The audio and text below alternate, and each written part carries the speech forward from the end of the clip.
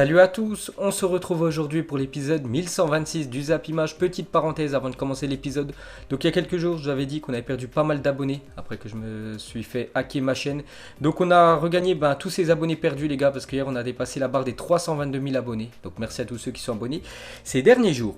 Donc on commence aujourd'hui avec cet épisode 1126 avec l'anniversaire de Joe Gomez qui fête aujourd'hui ses 23 ans pour le défenseur anglais de l'équipe de Liverpool. Donc bon anniversaire à lui.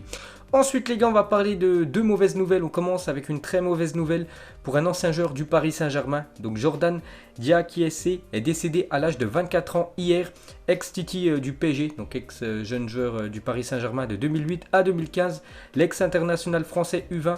Donc il avait rejoint l'AS Furiani Agliani en juillet dernier. Donc il est décédé hier. Donc je ne sais pas voilà, de quoi il est décédé, ce jeune footballeur français. Donc il comptait quand même 3 sélections en équipe de France U20. Donc grosse pensée à sa famille. Et cette fois-ci, c'est Gigi Simoni, ancien entraîneur de l'Inter Milan, est décédé ce vendredi, donc hier à l'âge de 81 ans. Il avait notamment remporté la Coupe de l'UEFA en 1994 en tant qu'entraîneur de l'équipe de l'Inter. Il entraînait Ronaldo R9. Ensuite, direction l'Allemagne, on va parler du derby hier entre le Hertha Berlin et Union Berlin. Et c'est Hertha Berlin qui s'est imposé 4-0. Donc ils ont écrasé le voisin de Union Berlin. Donc les hommes de Labadia, Bruno remportent le derby de Berlin et remontent provisoirement à la 10e place. Donc très beau succès pour l'équipe du Hertha Berlin. Donc depuis la reprise, le Hertha Berlin c'est 2 matchs, donc 7 buts inscrits, 0 but encaissé. Donc parfait pour cette équipe allemande. Ensuite, cette fois-ci, jetez un petit coup d'œil au programme de la journée. Donc à 15h30, comme d'habitude, le multiplex dans le championnat allemand avec Wolfsburg, Dortmund, le Borussia Mönchengladbach contre Leverkusen. C'est un choc quand même dans ce championnat allemand. Fribourg, Werder et Paderborn, Offenheim à 18h30. Les gars, ce soir, le Bayern Munich reçoit l'équipe de Francfort. Ensuite, regardez la une journal L'équipe. Aujourd'hui, c'est marqué la Bundesliga en parlant des joueurs français qui évoluent dans le championnat allemand parce qu'il y en a pas mal. Il y en a quand même 26. Ensuite, on va parler de Emre Can et Giovanni Reyna seront de retour pour le match aujourd'hui face à Wolfsburg. Donc ces deux joueurs, donc Emre Can et Reyna, étaient forfaits pour le match la semaine dernière contre Schalke 04, mais seront bien présents cet après-midi. Ensuite, on va parler du président du Bayern Munich, donc Karl-Heinz Rummenigge, a confirmé à Der Spiegel, donc un journal sportif allemand, que le Bayern Munich ne lèvera pas l'option d'achat de Philippe Coutinho d'environ 120 millions d'euros. Donc c'est officiel, hein, c'est le président du Bayern qui l'a confirmé hier. Donc retour au FC Barcelone pour le Brésilien. Donc dans quelques semaines, il retournera dans cette équipe du Barça, parce que le Barça l'a prêté cette saison du côté de l'Allemagne. Donc regardez quand même ses stats pour Philippe Coutinho du côté de l'Allemagne pour cette saison. Donc en tout 32 matchs, 9 buts, 8 passes D. Donc il peut faire mieux bien sûr le joueur brésilien, mais c'est vrai que depuis son départ quand même de Liverpool, c'est très compliqué pour le milieu offensif Philippe Coutinho. Ensuite, la LFP annonce que les recours de Lyon, Amiens et Toulouse pour contester la fin de saison anticipée ont été rejetés par le tribunal administratif et c'est officiel.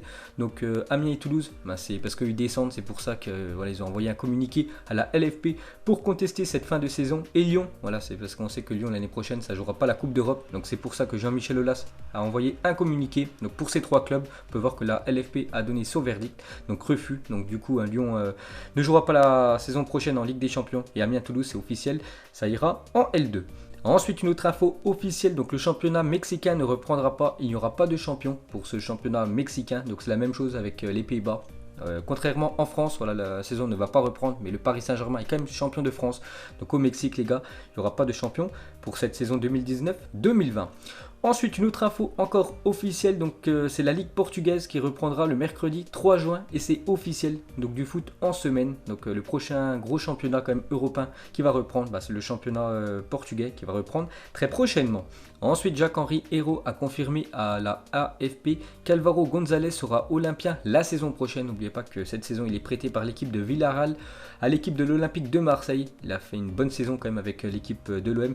Alvaro González, donc Jacques-Henri Hérault, le président de Marseille, confirme que Marseille va lever l'option d'achat et ils vont l'acheter définitivement. Ensuite, la médaille de champion du monde 2018 d'un joueur de l'équipe de France dont le nom n'a pas été dévoilé a été vendue aux enchères par la société Julien Auction pour 65 000 euros. Donc on a une petite info. Donc le nom n'a pas été dévoilé de ce joueur français qui a vendu sa médaille de vainqueur de Coupe du Monde 2018. Donc on le saura certainement dans les prochains jours. Donc dès que je sais tout ça, je vous dirai ça. Mais bon, il a quand même vendu sa médaille qu'il a obtenue il y a 2 ans. Il a récolté coûté quand même une somme de 65 000 euros.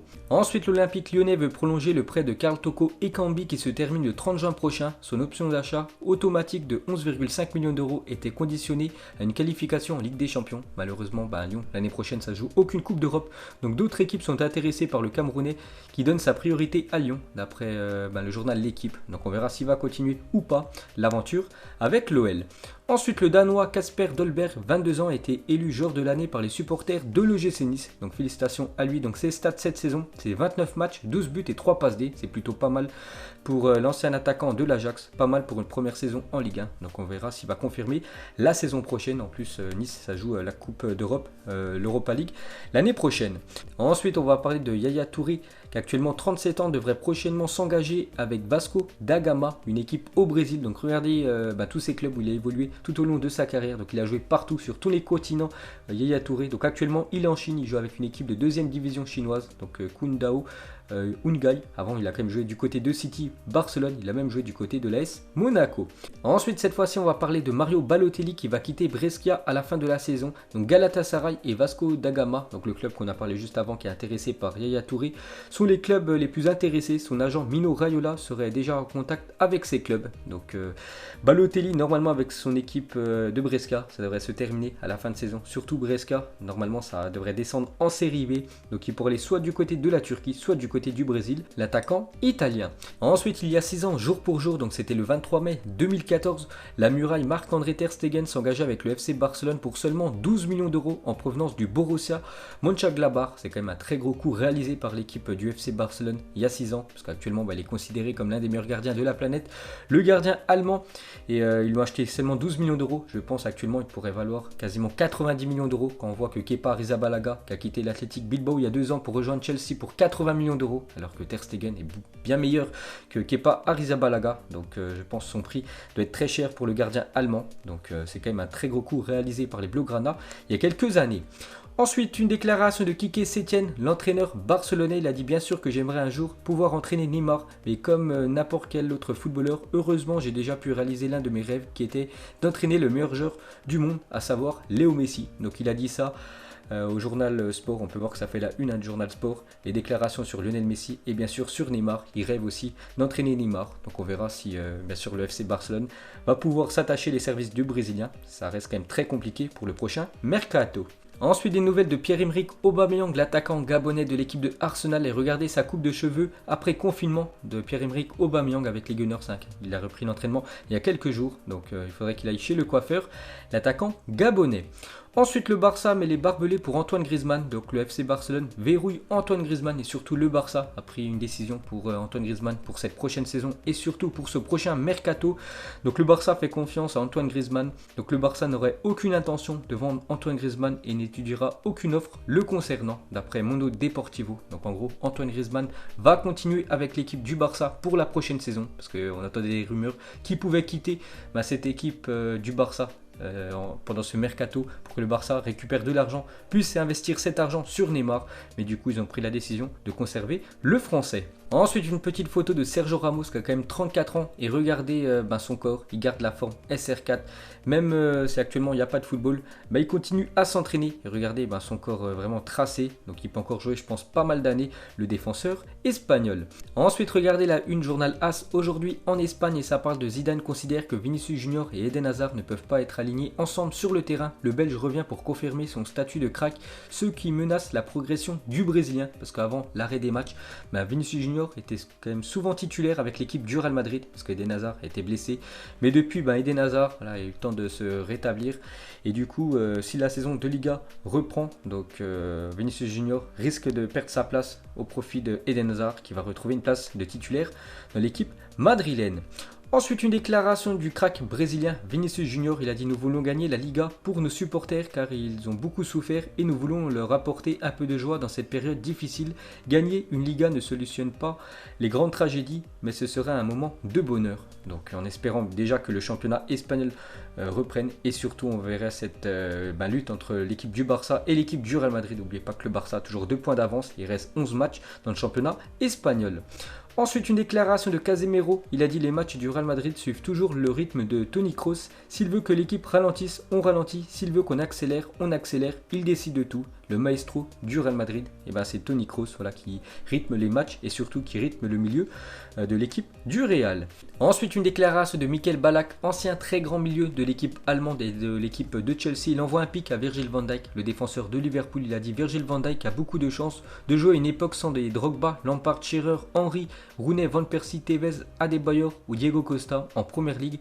Normal que les gens pensent qu'il est le meilleur défenseur du monde. Donc voilà la déclaration de Michael Ballack quand même, qui envoie un petit pic à Virgil van Dijk, parce qu'il y en a beaucoup qui le considèrent actuellement comme le meilleur défenseur de la planète. Mais en gros, il dit que les attaquants en Première Ligue sont plutôt moyens. C'est pour ça qu'à chaque fois, Virgil van Dijk prend le dessus sur les attaquants adverses. Ensuite, les autorités italiennes ont donné l'autorisation pour la destruction de San Siro, donc le stade actuel de l'AC Milan et de l'Inter Milan, parce qu'un nouveau stade va être construit pour les deux équipes de Milan. Donc il devrait être prêt pour l'année 2023. Donc il a été jugé que le stade n'a aucun intérêt culturel qui lui permet d'éviter sa démolition. Donc voilà, dans quelques années, San Siro va se faire démolir. Ensuite, on va parler de beIN Sport qui doit payer 30 millions d'euros à la LFP concernant les droits télé de la Ligue 1 à l'étranger. Cela fait depuis le 30 avril que cette facture doit être payée. D'après l'équipe, beIN Sport n'a toujours pas payé. Donc affaire à suivre si la LFP va sanctionner la chaîne beIN. Ensuite, entre 2008, 2009 et 2009-2010, Samuel Eto'o, c'est deux triplés avec deux clubs différents. Exceptionnels quand même ces deux saisons pour Samuel Eto'o. Donc déjà avec l'équipe du Barça, donc la Ligue des Champions, la Liga et la Coupe du Roi. Donc une année plus tard, il a été transféré du côté de l'Inter. Il a fait cette fois-ci le triplé avec l'équipe de l'Inter entraînée par José Mourinho. Donc la Ligue des Champions, Serie A et la Coupe d'Italie. Ensuite, une déclaration de Alejandro Camano, donc c'est l'agent du Marocain Achraf Hakimi. Donc il a dit actuellement il n'existe aucune offre pour Hakimi. Nous reviendrons à Madrid cet été. Achraf Hakimi sera le meilleur joueur du monde à son poste en tant que défenseur droit. Et voilà, son agent le confirme.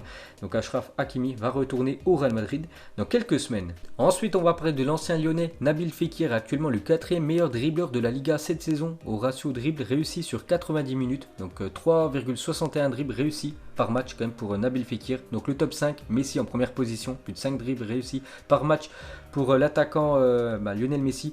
Otiveros en deuxième position, Vinicius Junior 3e et Nabil Fekir en 4e position.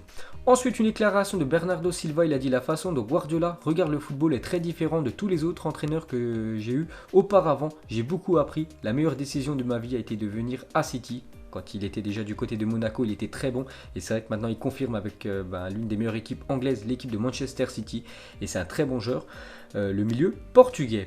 Et pour finir ce Zap Image, donc le premier joueur auquel tu penses en voyant ce maillot, le maillot de l'équipe de France, je crois c'était le maillot de la Coupe du Monde 2006. Donc moi je pense directement à Thierry Henry. Donc vous mettrez, vous avez pensé à qui en commentaire. Donc voilà les gars, la fin du Zap Image 1126. Donc si ça vous a plu, un petit like et je vous ferai l'épisode 1127 demain. Donc moi je vous laisse et je vous dis à la prochaine comme d'habitude. Ciao à tous.